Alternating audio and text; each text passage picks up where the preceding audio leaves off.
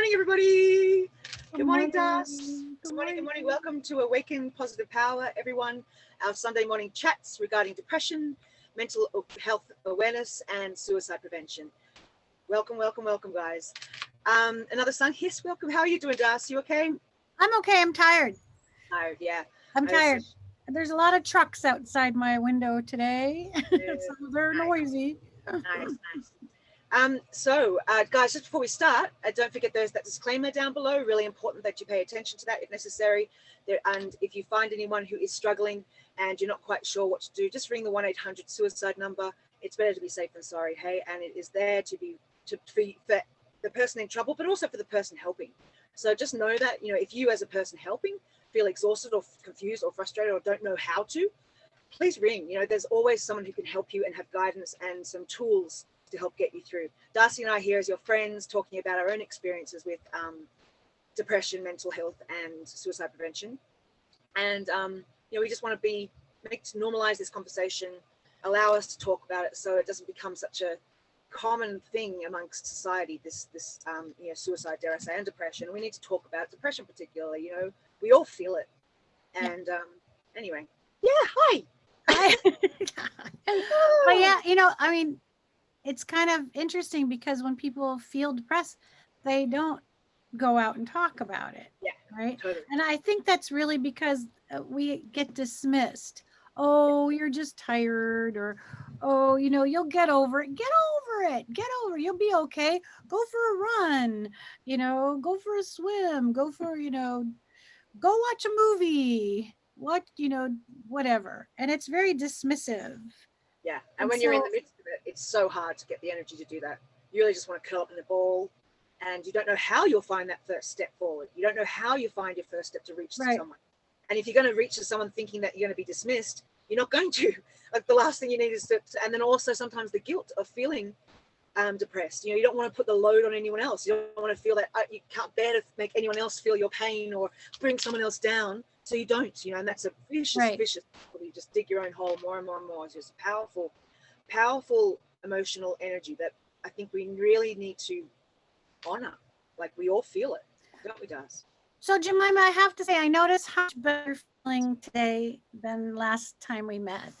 Thank you. Yeah, I'm so excited. Yeah, I'm so excited. Transitioning depression off into slowly moving out of it. Not that it's a miracle; it hasn't not happened overnight, as you know. It's been quite a long struggle. But Darcy was just asking me before, what sort of shifted for you? And I was saying to her, a lot of things have. It's a sort of domino effect. But I think initially it was unconsciously practicing my methods of coping, of my tools, my morning rituals, my positive affirmations, continuing to try and stick to my classes that I do. I teach, Pilates in the morning. Just remembering to be diligent in terms of sticking to my schedule. And then I'm, through that, I guess, through this wonderful interaction with you guys and Darcy and our guests, like, phenomenal. I mean, what great healing for me. Live therapy. Woo! And it really has, ignited my thought pattern, just has been triggered differently. And I'm now not in the midst of depression. I wasn't able to go, oh, there's that thought pattern, and shift it. No. But this week, definitely, I've been able to go, oh, wow, I didn't even know that happened. And then I was able to get with it a little bit more energy. I've been able to manage to score a couple of jobs and plan a little bit for the future, which is just something I can't even consider when like a couple of weeks ago, you saw me, guys, when I was just bubbling mess. So I think it is what Darcy and I have been talking about, practicing the tools of healing consistently. And it does feel good. No matter when I woke up, sorry, Darcy, I know I'm babbling, but when I woke up in the morning and it sometimes found it hard to do the ritual, it's something I enjoy. Like, I love it. It's not a hassle. It's not something I go, oh, here I go. It's a beautiful thing. I absolutely honor. And I feel, when I say my little, I am good and thank you. Good morning, Mother Nature. Good morning, stars. Good morning, angels. Good morning, everyone. It just feels, I feel that connection. And so it was just a beautiful thing to, even though I was like, oh, just hard to get out of bed, I sort of got out of bed for the ritual. So finding that beauty in something and then consistent with it, is really powerful, guys, really powerful. And everyone's ritual is going to be different. Everyone's morning meditation is totally different. So when I say ritual and meditation, there may be words that you don't hinder to. Your morning prayer, your morning, run, whatever it may be that works for you. But man, you know, if you find something you really find is precious within your heart and shifts your spirit into a good mood that first thing in the morning, not necessarily good, but you know, you can feel that you enjoy doing it, go for it. Like, go for it. It is worth it, because seriously, it's given me this energy. Hello. Yes, thank you. Yes, Darcy. So I just want to so I know my internet is unstable, so hopefully this is coming out clear. It but is. I think the important thing that you're really communicating here is continue your practice regardless. Yeah. I mean, do your practice in bed. Yeah. Do your practice, do your thank yous, do your I ams, That's do such a your good point. work till you can. You're cutting in and out, bit, Das, but I get Wait, I'm going in and out. just a little bit. We can kind of catch it. You know, we're saying do it in bed, which is a perfect opportunity. But yeah, just keep going now. You're back on. If Okay, and then I was also going to say is it's very important that when you're feeling good, to create your rituals. Oh, we lost you. Create the rituals. Create your rituals now, before you feel bad. Yes. Before, so that you have something to go to when things are difficult. Right. Yeah. You know, when things are difficult, you don't want to start something brand new. It's very hard. Yeah. Das, can I suggest something? Maybe you want to turn off your camera, because remember that worked for me a little bit. It helped the internet access. Do you want to just try that and see if that works? Because you're saying, there we go. Hello? Can you hear me? Yes. Yay! Sorry, your face. Oh, you have such a beautiful face. But yeah, so that's so important, you know. No. Yeah, bye-bye. She's gonna keep doing that. I love it. What do you think of moods? Yeah, it's so important. Yeah, so what I was saying was, if you know, with this awareness, you know, if you are prone to depression, then start creating your awareness when you're having moments of feeling good, when you're having moments of feeling, you know, times where you're feeling supported, you're feeling optimistic. Those are the times to start creating. What is a ritual, morning ritual, evening ritual feel like, seem like, look like to you? How do you say your prayers, or how do you do your meditation? And start creating your practice when you're feeling optimistic and healthy. And then by the time, if you do go into a deep depression, you will have something that is familiar, that you've established, and that you can go to automatically. And it's really helpful. It's truly helpful. A lot of times we wait to pray when we're in the middle of a crisis. You know, we wait to do our healing work when we're suffering. But if we can start when we are feeling good, you know, and feeling optimistic, and we say, now is a time for me to set up a shrine or an altar or a place where I can do some meditation. Now is the time to do that when I'm feeling really good. And then that continuous practice will be there to support you when difficulties arise. That's so true, Das, because after my Dark Night of the Soul last year, you know, I was excited to starting to practice my new meditations and things like that in the morning. That was when I was feeling a little bit more positive about my life. And then I've been consistently practicing since then. And so this time when I've fallen into my depression, it was a habit. I mean, not necessarily, it was already a sort of habit there. I mean, I'm still learning about it all, but that consistency, and it was something I was looking forward to. As I said, you know, I was looking forward to doing it, even though I was struggling. Do you know what I mean? So it's so true. I realized how powerful that recognizing doing it when I was actually in a good space, and then it just instantly came in to help me as a tool of healing when I have been depressed recently. Yeah, beautiful. Yeah, so it's super duper important. And then also, you know, the idea, Jemima, here is that you've been really practicing, and not with the idea of expecting. You know, it's like you're changing your inner landscape. And as soon as you do that, the outer landscape starts to change gradually along with it. So when true. you can climb out of that, you know, chasm of fear or the black hole of existence, or, you know, those deep, dark places that we fling ourselves into emotionally, once we can start to alleviate that, or change that inner landscape, then the outer landscape slowly begins to shift as well. So Slow, true. right? So me being really tired today, my internet's out. Oh, so fitting. My inner internet and my outer internet. Oh, bless you. I'm glad to, like, at least one of us is able to be seen like me, like, you know, usually it's the other way around. How funny is that, guys? How funny is that? Like, it just so like energy. We're all energy. Everything is energy, I swear. But that's, Yeah. I just wanted to say there was a quote yesterday that was so true that hit me, saying that the more you can start to love yourself internally, the easier it is for the universe and everyone else to start to love you externally. And I thought, oh, so true. And that's exactly what you're saying. You know, as soon as you start to heal within, then then the world becomes lighter. People become more open for you. You know, it's sort of I guess I'm paying way more attention to it this time too, because I'm also doing this in public.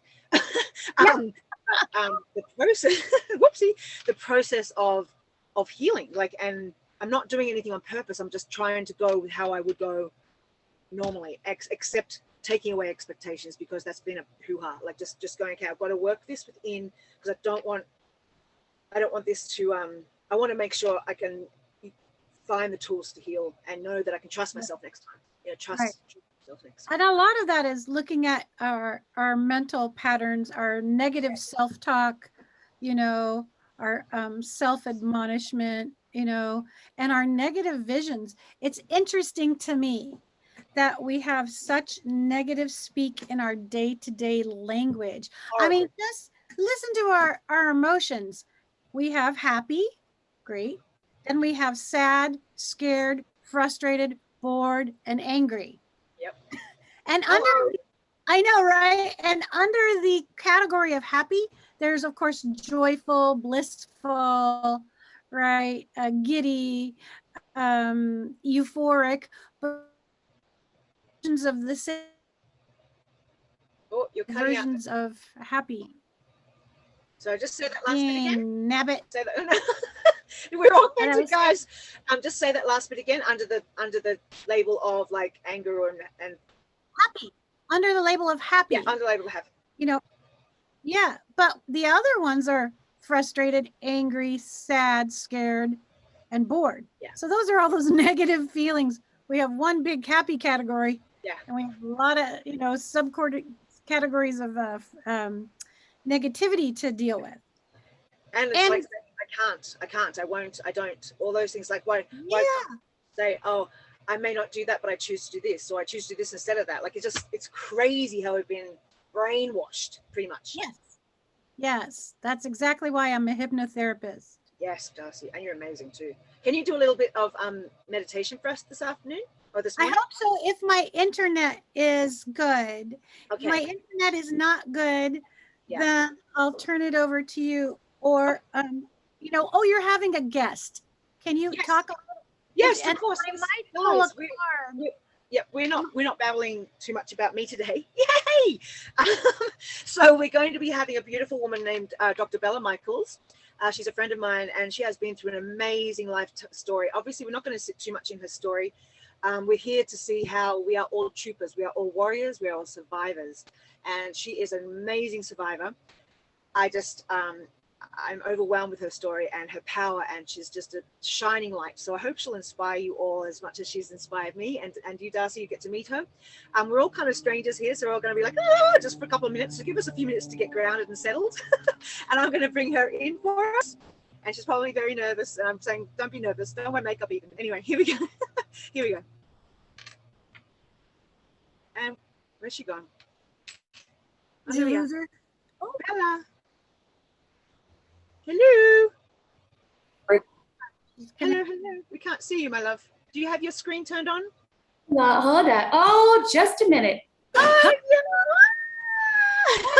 God, you're so beautiful.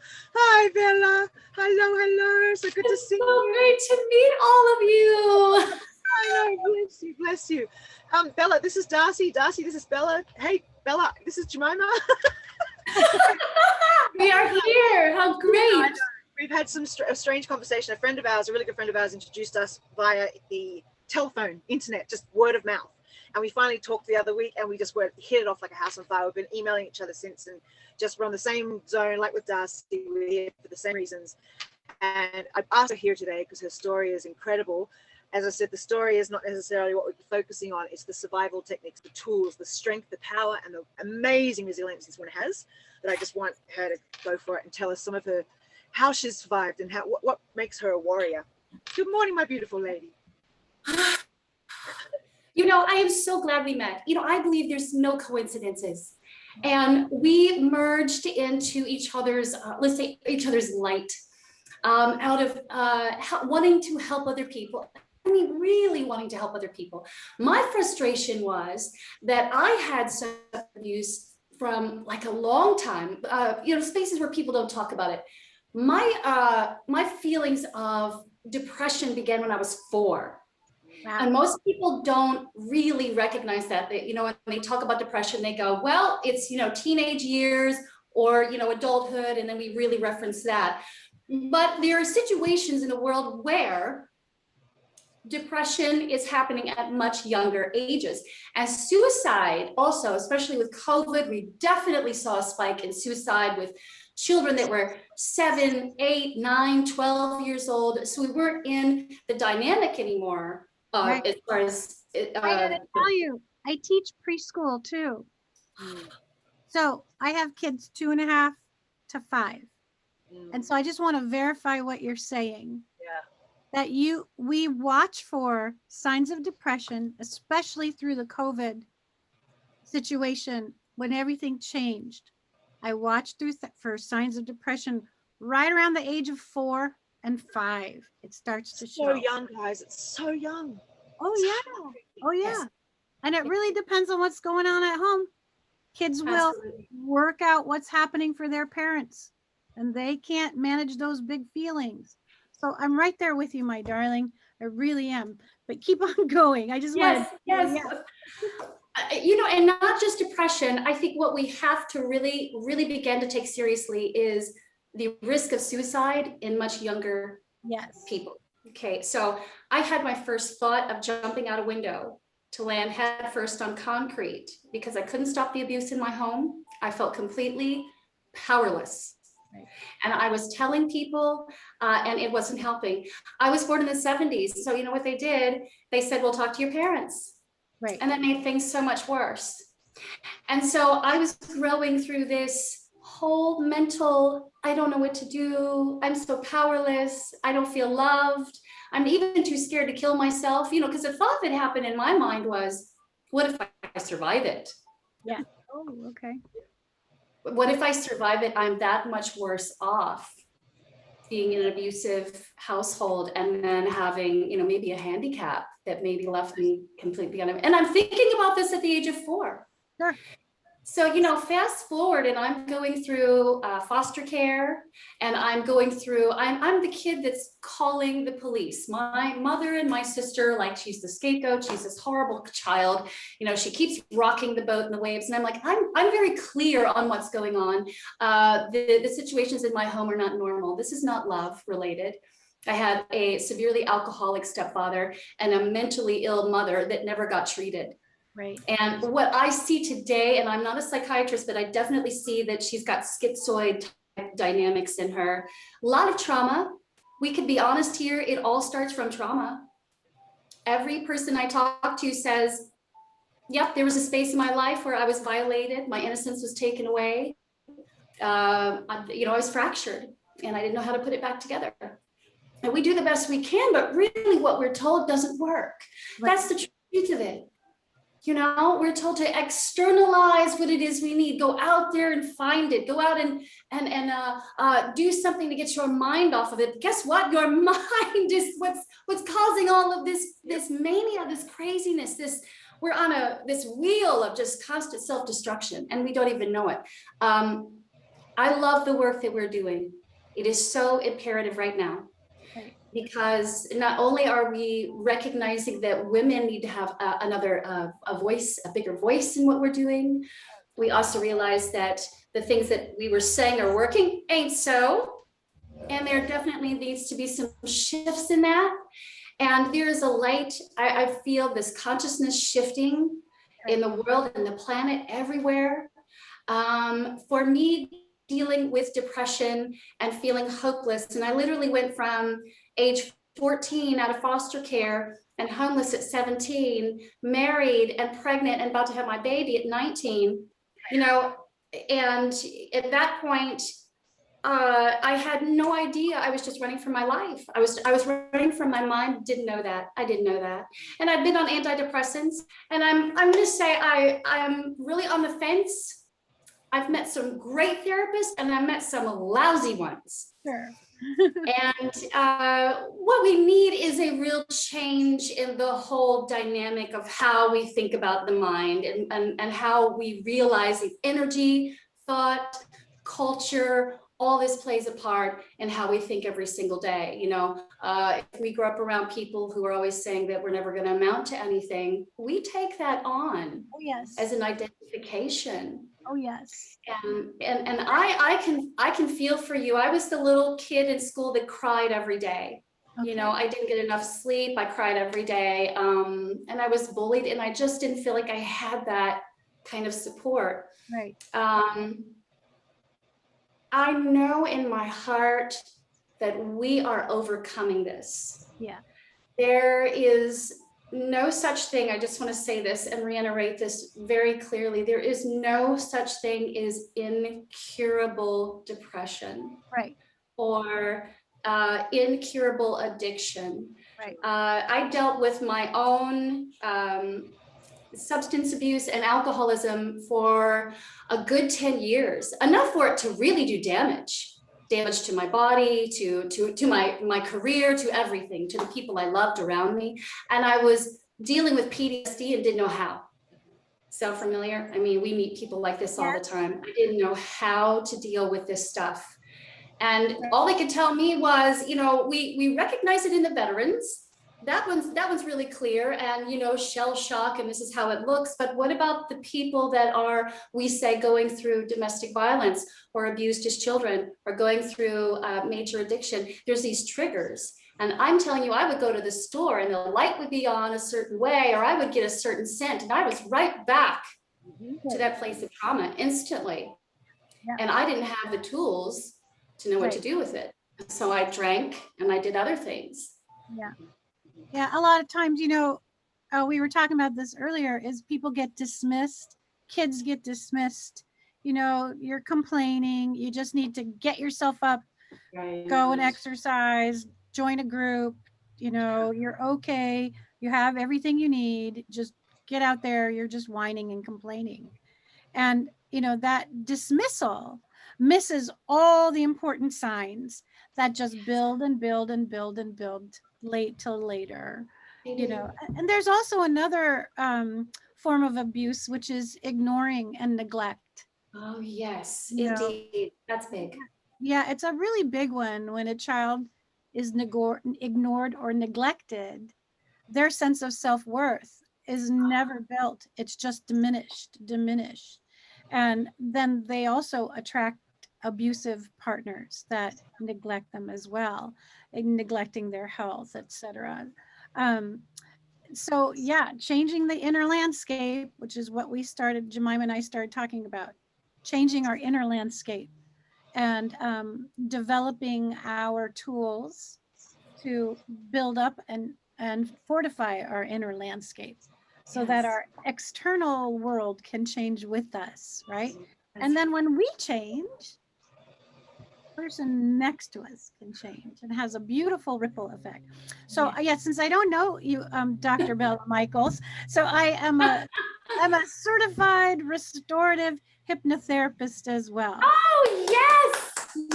Yes, I am an advocate for hypnotherapy. I love it. I absolutely love it. The subconscious is a tricky situation, and I would say that my handle is metaphysics. So I like to down, go down in there. I don't want to play shallow. I don't want to play that way. You know, we all do. I see that too much.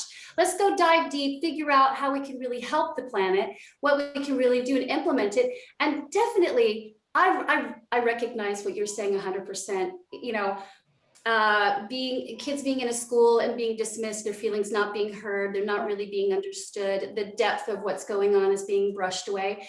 And you know, sometimes what we don't think too is having those thoughts every single day will make us physically ill. Yes. So we just predispose ourselves to these illnesses, and sometimes those things aren't getting checked. You know, when the kids are going to, you know, cancer centers, are we ever asking, you know, is there anything going on in here that's really not being heard or expressed? You know, because all of that helps. It helps it come out. Bella, how did you find your way out of your black hole? I was going to ask that. Of course you were. Well, you know, out of the horrible entourage of bad abusive relationships that I ended up having, I met one amazing friend, and he was a guy, and it blew my mind because he didn't want anything from me but my heart. And he's like a, you know, what do you call that? Just soul brother, I guess. You know, we're just like this. And my addiction took a massive turn, and I ended up taking strychnine. And I was gonna just be done with it. I couldn't take it. And I remember I was like, I need to tell my friend that I love him one last time. And he said, "Oh no, you're not dying on my clock." So he rushes me to the hospital, and I have to drink charcoal, and you got to get it out. And but I survive it. I've got to do massive detox and all of that stuff. But I sit down and we talk, and he says, "You know, I love you to death, but I can't keep doing this." Right. And I was like, I can't keep doing it either, honest to God. So I had to put it down. So I hit a drop point. We all hit that drop point. Right. And at that point, I was using something I didn't even know I was using yet, called NLP, neuro linguistic programming. You heard of that? Yeah. So I was using this technique to totally shift the whole way I thought about using. Great. See, before I thought about using was, God, I'm going to feel so good. I just want to get away. Things are so hard. You know, I don't know what to do. And I completely changed that and said, you know, look at how I behave when I'm using. Look at the nightmares I'm producing. Look at what I lost. And I turned the volume up on that, you know, and I was just like, this is the new reality. Every time I feel like using, that's what it looks like. You know, the hammering of the head, the serious hangovers, this, you know, all of it. And so that's really restructured everything. You know, I've had people say, here, have a glass of wine. It doesn't affect me. I just go, my body just doesn't really want it. It just doesn't really feel it's necessary. I have never known a person that had any transition without dropping on their butts first, where they had to make a massive decision where they could be 100% committed to making a change. Like my reason was that I knew I had more stuff to do.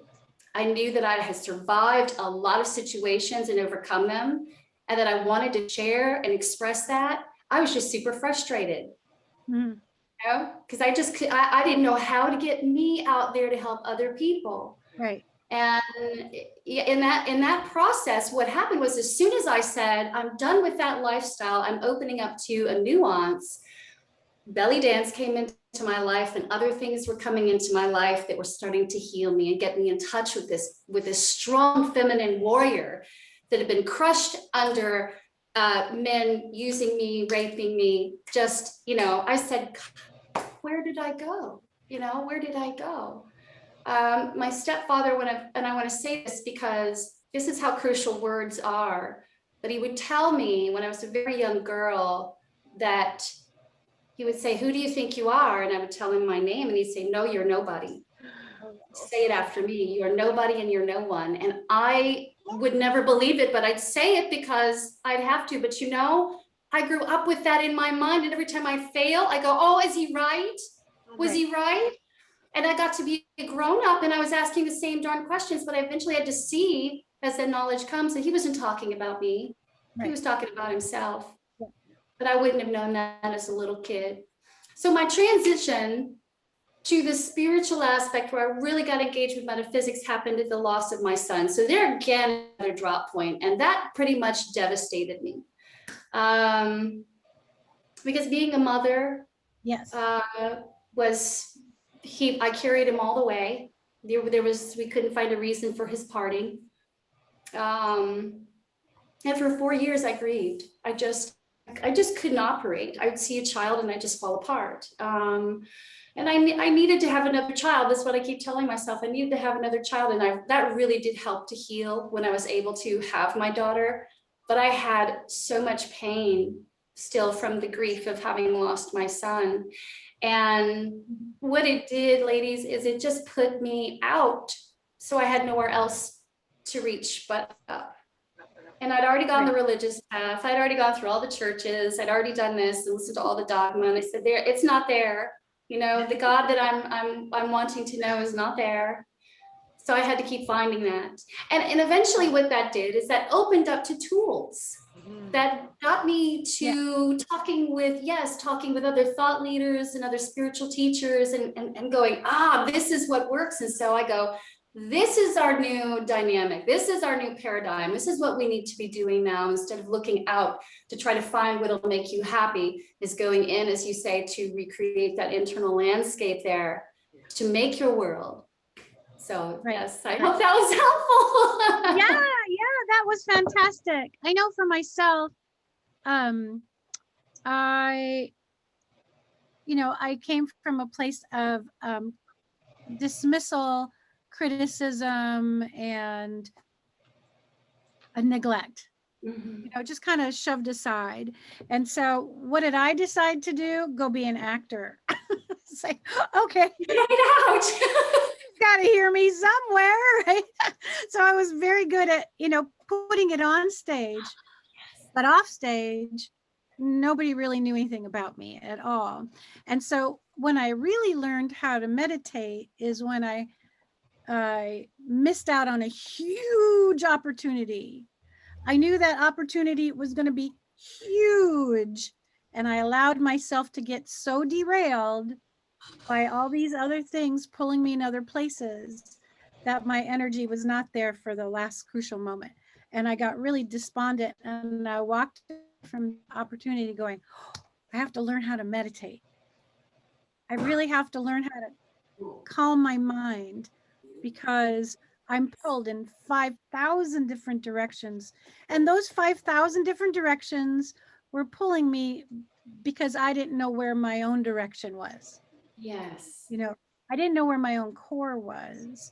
So that sense of identity for me was not strong. So I was a really good actor. It was really great to play characters and to understand drama on stage or comedy that, it's identifiable. It's real specific. But my own core was not strong at all. So that was my drop moment when I went, oh, I can't believe I lost this. I had so many things, pointing this, so much support, and lost it at the last second. So that's what pulled me into learning to meditate. And I was in my 20s when I learned. Wow. Yeah. So that was quite a journey. Yes. So I started by asking a friend who I knew was, very much into her spiritual path, if she would teach me to meditate. And so she and I started this class together. We started doing healing work. And then I studied with her for 5 years, where we brought in all different teachers. And then it was great when I moved to New York because I had a spiritual basis to carry with me, as opposed to going to the city on my own, being lost. That's like, I'm so glad I didn't go that way. And what I ended up doing, right? Oh, where am I now? But what I ended up doing is, while I was teaching my acting classes in New York, I started finding that what my actors really needed was a lot of grounding. They would spend 2 hours working on their emotional life, and then another 2 hours working on a character's life, but nobody knew how to deal with their own life. Yes. Right? I was one of your students, remember? Yeah, it was the actual technique. Yeah, not Darcy. Don't worry, it was the technique that was introduced. Yeah, they the pull you technique. apart and they wouldn't put you back together. It was tough. Right. Oh. Darcy, you're frozen. So, Do you want to turn your camera off just for a sec, Darcy? You're just coming in and out a little bit, just so we can hear you. okay, Yeah, cool. sure. Beautiful. There you go. Yes. We want to see your face. I'm There you not go. cutting Oh, I don't see her yet. No. She's not meant to be. Now I'm gonna have my video off, and then maybe my sound will be more consistent. Okay. The genius of technology. Yeah, Oh. genius of technology. So yes, I would have these poor acting students who were opening up their emotional life, but didn't have a good solid core. And so in my classes, I would tell them, if you wanted a career in the entertainment business, the most important thing was to create your own personal foundation, to be your strongest advocate in yourself. And I would go over this in my acting classes all the time. And then I started to teach people how to meditate, how to separate from their characters. But really what I was teaching was how to find themselves first and be with themselves first, so that they could become more creative.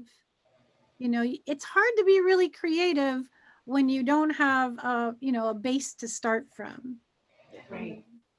your creative energy gets squashed. Ella, can I ask you, talking about creativity, your dancing, like I know you're an incredible, well, I don't know, but I've heard that you are an incredible dancer, and he's in awe of your dancing, and you do mention it, and you say how freeing and liberating and grounding even it is. Could you elaborate on, because that's obviously a tool of yours as much as it's self-expression.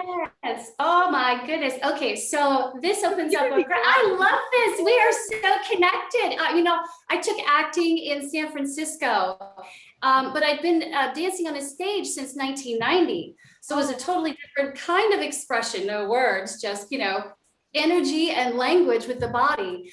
And so, I started dancing at 9 just to heal. And I didn't even know what I was doing. I would just go upstairs, grab a sheer curtain and spin around.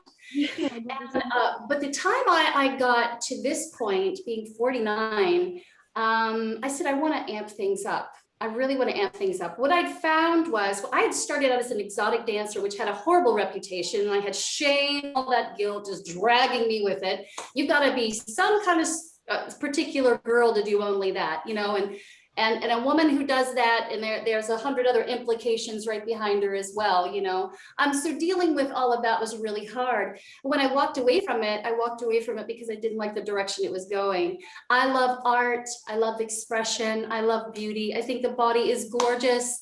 I think that we can honor, love, and respect it, and still do a show without being, debasing or even crude or so explicit that you forget how much power you have in your body, that a woman has in her body. And I was overcoming my illness, getting free with detox, and I was going through all of that. And by the time I found belly dance, I went, holy crap, there's so many similarities in both worlds. What's this about? So I had to know more. I'm like this insatiable scientist, right? So I had to know more. Why these movements here? Why these movements here? Yes, they're very sensuous. They also moved with the feminine form, which was something I was not accustomed to. Right. Because we do very yang type movements. We do jumping jacks, burpees, nothing wrong with any of that stuff, but it doesn't actually unlock your body and allow it to move. Some forms of yoga and ecstatic dance will get you into those places. But by the time I got into there, I said, you know what? To hell with it. We women don't need to have shame about anything. If you can bear to stand naked in front of other people and dance, then I commend you. That's great courage. And if you can manage to put together shows and love the performance that you're doing with such a passion that's what comes out of you, this is the way I wish to express it. So I said, I'm going to merge these two together in a sacred sensual dance, with the center being around energy medicine, because our bodies are energy vibrations all the time. And I said, this dynamic isn't being done right. People don't go there and say, we're going to free up our energies because we've been dumped on all day, right? We want to come out feeling a whole lot better. So that's the practice of the dance. And when I started doing it, what I started to notice was I had this feeling of euphoria almost instantaneously. Heat, Shakti energy, feet were on the floor, something was happening and things were moving inside my spirit. And yes, my muscles were on fire and my body was totally being worked. So I knew that part was going on. But what I was interested in is how it was really charging me, how it was waking up. What's that? Kundalini awakening, the snake. Oh, yes, Totally. yes. So the essence of every dance, true dance, you know, whether it's Aboriginal or any dance I've seen, I get very emotional, is that there's a soul and a spirit and a moving and energy that is being expressed and charged. And in this particular instance, I think it's extremely important that women be uniting to do more kinds of these dancing, this kind of dancing that unlocks the power, helps us recognize it, to heal, because we got trauma all through us. Anytime you were with another man anywhere in your life, I don't care, somewhere you were traumatized or hurt or betrayed by a man, it happens. So these things have to be healed and they're stuck in our organs. And mostly the only people talking about that are the people that are doing yoga, that are really getting to say, you may fall apart when you're doing downward dog or twisting yourself into spinal twist because you're wringing out something that's been locked into your body. Yeah. And so the same thing's happening in this dance where women are just, they weep and I don't know why I'm crying. It's in there, baby. It's in there. Yes. I have to just say, you know, yeah, I do. I totally go vibe with what you're talking about. And I absolutely love it. I mean, you're opening up the chakras, you're bringing in all that energy flow through the body. This is how I stopped myself from having really severe cramps. And I was going to say, not only do we own our trauma, we inherit our mothers and our grandmothers' trauma. Yes. So those cramps run in my family. And I had an aha moment when I was on a train in New York. I said to myself, I do not want to carry these cramps with me, these menstrual cramps with me anymore. I am done with it. So I started meditating, you know, on my second chakra, and then I saw a smile from ovary to ovary, right? And so I started going, I'm going to just not bring in, you know, again, our negative speak. Oh, the curse, right? Isn't that what they used to call it? The curse. I didn't make that one up. That wasn't my idea. And the shame and, you know, sequester yourself as opposed to celebrate yourself. I mean, we're carrying loads of feminine trauma. And by you doing your dance, you are releasing generations of this trauma by releasing it through our muscular memory. And it's really profound. And I stopped getting cramps like within a month of understanding this. I didn't take any more medicine. I didn't have any more cramps. I started doing that dancing for myself, understanding the chakras. And I had this whole revelation of how much I was carrying for not only myself, but my parents, my mother, my grandmothers, and the women before us. So good for you, sister. I love that. So, I am stoked about your story because you've just said, I was just in me. I didn't have any professional dancing lessons. I had none of that. I just was in tune with my body, feeling my feelings, recognizing there was tension or, you know, some stagnation in places. And we all get it. You know, we all get it. And we, the fastest thing we do is run for the medicine cabinet. Yes. And, but I think even if you do what you're saying is just get to listen to some music that really gets you going and imagine this part of your body being in a different state. You said smiles from here to here. So it was no longer, yes, you're happy. And, you know, I have a situation with my toe. And I'm using that same technique. Michael Bernard Beckwith, I don't know if you guys have heard of him. If you haven't, check him out. He's amazing. But he said, if you've got an ailment in one side, take the side that doesn't hurt and begin to think of that side of the toe or the foot as feeling this way, which is good if I'm really wrapped up in the pain. Bella, can you repeat? Oh. Can you repeat that? Yeah, can you repeat that last little bit?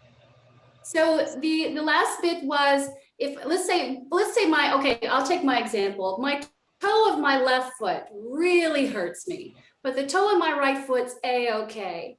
Now, if I could put my focus on the toe on the right foot and recognize what that feels like and adopt a sensation on this other side, it starts to mimic it.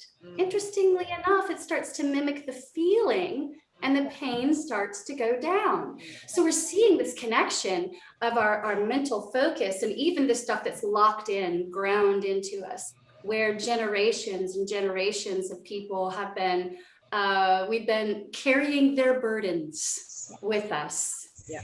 And this is definitely what we're doing in our meditations and our movements is draining all of that doesn't wish to be with us anymore. I mean, our ancestors are not asking us to carry this on our backs. They're saying, please release it, because when you release it, you release me. And part of this is held on to you. I'm still transfixed onto this until you break the cycle. And so we're so interconnected with all of it. Yeah. Isn't that why people also go out dancing on Saturday nights? They may not be as necessarily spiritually connected to it, but it's everyone goes, my God, I had the best dance last night, you know, because you feel free, open, and you get rid of you may have been in a bad mood or whatever's happened, you forget it all. And it's just such an expressive release of toxins, of energy, you know, all of the above. But it's just, I mean, it's such a powerful form of expression, you know, and how we can free our bodies, minds, and spirits. And I'd love to see you dance now, Bella, maybe next time. Absolutely, absolutely. Well, you know, I mean, we're working into that. We're working into that because, you know, the whole focus here is to release the shame we've been holding on to. And for some of us, I think it's really confusing. For example, I didn't know until like last year, I took a course with Psalm Isadora. Unfortunately, she ended up committing suicide. And this is how important it is, the work that we're doing. Because she had just started to really get it going.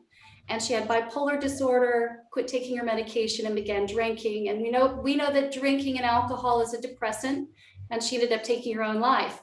And it did a lot of things, as far as for me to see, is that when you take your own life in a position like this, your integrity kind of floats down the river as well. Right. When they're speaking, even though I know what that kind of pain feels like, I get that. My heart aches for her. She was 40 years old. She's young, beautiful, bright, ambitious, had one son, and the world was at her fingertips. And I'm talking, she was a knockout 12 and she killed herself. So none of that saved her. None of that, as we're all reaching out there to perfect ourselves, none of that saved her. She had everything. So it was what was going on inside her soul that ripped her apart. But what she had said is, some of us are born hyposexual, some of us are born hypersexual. So hyposexual women are a little more relaxed in their sexuality. Hypersexual children will start to experiment with themselves earlier on. Right. And that was happening to me as a child. And I was told, that's dirty, don't do that. We don't do that as, and so I developed that shame that went with it. And that shame travels through our whole system. And we get terrible reputations because we wish to experience other things. And it's not really understood in this world. We're called whores. We're called a bunch of other horrible names. And what's really neglected is to see the genuine passion, power, and promise. We can transmutate these feelings into a goal or a mission. There is so much we can do with this sexual energy instead of just directing it to attract someone sexually. Right. And this dance, though I will tell people it is sexy, hot, sensual. It's not for someone else. It's not to turn you on. It's to turn us on. Yeah. Beautiful, beautiful. That's your first chakra. Your first chakra is all your elements of trust: food, clothing, health, sexuality. And in that is your creativity. If you don't trust yourself, if you're not in touch with your first chakra, right? your sense of trust. You cannot find your sense of creativity. Then you move up into your second chakra, which is your emotional expression. And again, this is your sensuality, your sexuality, and your center of creation. This is your ability to create. And when those areas are blocked energetically, our ability to create our universe, our world around us, our inner landscape is also blocked. So by releasing that through that dance and your movement energetically, you're helping release that creativity as well. And that just goes straight to the brain with lots of creativity, right? So beautiful. I'm so happy to hear this. Ladies, I feel like dancing with you now. Feel like dancing. Hey guys, we've got to sort of wrap up soon because Darcy, can you do a meditation for us? Well, we do. Bella, do you do meditation? Do you Absolutely. Absolutely. In fact, the dance has got meditation at the beginning. You cannot separate this. You must have a mind that can take it because our minds are small, you know, they've got to grow. Our subconscious is huge and expansive and super powerful. Our conscious mind is where the challenges are. So we can let that conscious mind take a break and bring in our subconscious mind. Would you like to lead a small meditation, or do you feel on the spot? I might feel a little on the spot at the moment. I would love to hear your meditation. That would be just before we go in, is there any one last thing you'd like to say to everyone before, like something that's inspiring for us to hear? Not that everything you've said is just so amazing, Bella. It's such an honor to have you on here. Is there a last thing you'd like to just tell us or give us? Yeah. I don't know. You know what I mean? I would say no matter what you're going through, I mean, no matter what is happening, I want you to know you're not alone. I want you to know that your guardians are with you, that you are moving in the right direction, that you're meant to move in the right direction. So you don't feel terrified. I don't want you to feel terrified. And if you met this call, if you came on here, you've got, girl, you'll find your tribe. Okay? Yeah, we're here to rock it out. So that's what I want to say. Keep going. I want you to have more than faith and more than hope. I want you to know it in here, that all good things are coming for you right now. So that's what I want to say. You're beautiful, Bella. Beautiful. Thank you. I'm going to grab my bell. Okay, bless you. Bella, it's been such an honor having you here. I'm just so excited. Woohoo! Next time you dance for us. And I love that Ram Dass joined us today, everyone. Ram Dass is here. There he is. I love it. Yeah, thank you, Ram. Thank you for joining us. What an honor. What a great morning. Well, I really loved talking to you today. Thank you so much. An honor to meet you. Thank you for sharing that. I look forward to seeing your dance and practicing. I think that would be fabulous. That would be fabulous. Let's do it. That inspired me. I got to go start dancing again. So yeah. Bella, before Darcy does her meditation, can you and I put ourselves on mute just so we don't get the back draft? Is that okay? Just get mine. Absolutely. Let me see here. Beautiful. Thanks, you both. All right, let's find a nice spot to sit. You can sit. If you are watching, you can lie down. I always say, put your feet up at a slight incline. Take that pressure off your lower back. If you're sitting, go ahead and put both feet on the floor, or you can sit cross-legged if you like. Either way is fine. Get a nice straight spine. Make sure your fingers and toes are uncrossed. And just close your eyes for a moment and put all your attention on the tip of your nose. Feel the cool air go in through your nose and the warm air go out through your nose. Just notice that cool air going in through your nose and the warm air going out through your nose. Easy and effortlessly. The cool air goes in and the warm air goes out. just allowing the air to go in and out your nose. And if you hear sounds outside your room, or sounds in your house or on the street, maybe cars or dogs barking or people talking, those sounds won't disturb you. Just let those sounds go in and go out. The way the breath goes in and goes out, the sounds are just sounds.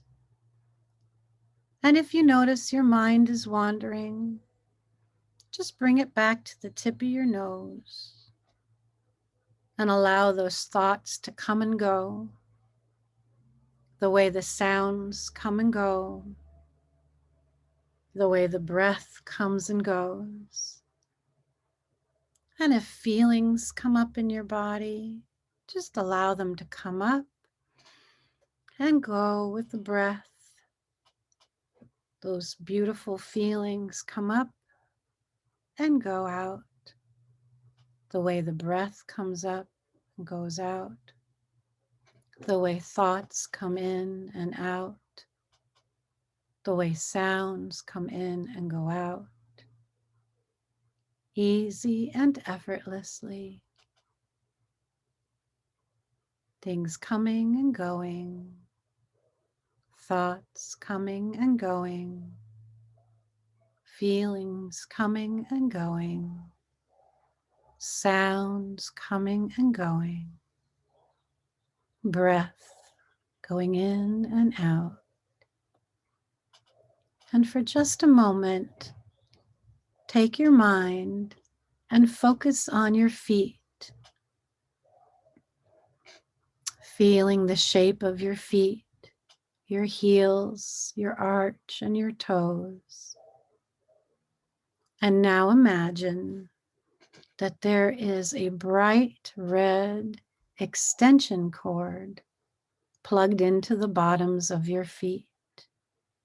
And that extension cord runs from the bottoms of your feet down through the ground, down through the floor, through the ground, down through the crust of the earth, way down through the earth into the very molten lava center of our earth, that core energy of our earth. And your extension cords can plug in right there to that molten lava center of the earth.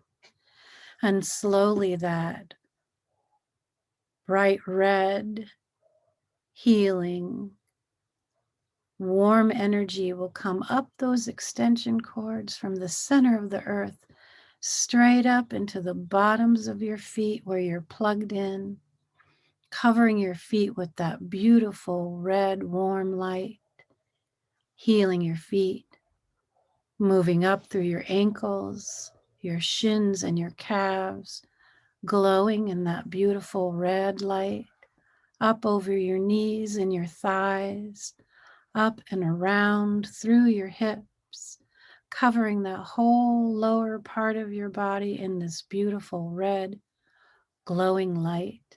Beautiful, healing, energizing, warming, allowing those feelings of trust, safety, security to be yours with that red light. And you are safe, and you are connected to Mother Earth, and you are loved. Breathing, feeling that red light coming up through the bottoms of your feet, right up your legs into your hips, feeling your body glowing with that beautiful red light, and noticing a beautiful orange light is coming up through the extension cords, right along with that red light, up through the feet, through the legs, up through the hips and into your lower belly, that beautiful orange light surrounding your lower back and your belly, surrounded in that red and beautiful orange light, glowing, healing, supporting, loving. and you are safe, and you are supported, and you are loved. Now take your imagination to the top of your head and feel a white light coming from the very top of the universe, from a star in the heaven, from the moon, wherever you want that white light to beam, straight down to the top of your head. Feel it warming the top of your head, caressing the top of your head gently, gently, gently. Feel that white light covering the top of your head, your forehead, the back of your head, inside your mind, and feeling your head connected straight up into the heavens, connected by the feet to the earth, connected from the top of your heads to the heavens, and knowing that you are connecting heaven and earth in this moment. And let's just sit with that feeling for a moment, connecting heaven and earth right here through your body in this moment. Breathing.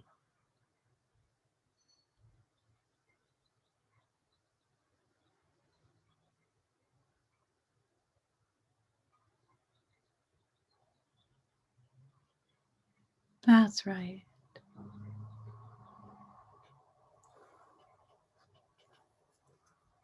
And in just a moment, I'm going to ring the bells 3 times. And by the end of the 3rd ring, we'll open our eyes and look forward to an amazing weekend, finding new friends and knowing that we are safe, supported, and loved.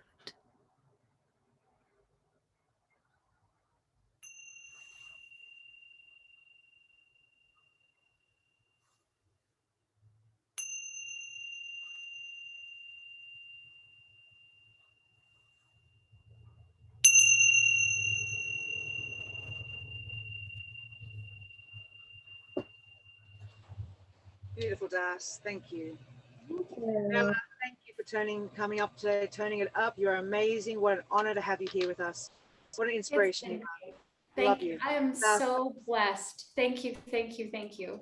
Darcy, of course, thank you to you again, as usual. Bye. Thank you for coming. Don't forget to like, share, subscribe, that funny little thing. Spread the word. We're here as your friends, family, and just have a great weekend, everyone. Peace out. See you again, Bella. Come back again sometime. I would love that. I would love that. Have me again. I would love to do this as often as I can. I think we got a lot of work to do. We do. And it's all good. It's going in the right direction. So Sure is. let's do it. All right, ladies. Peace out, everyone. Bye.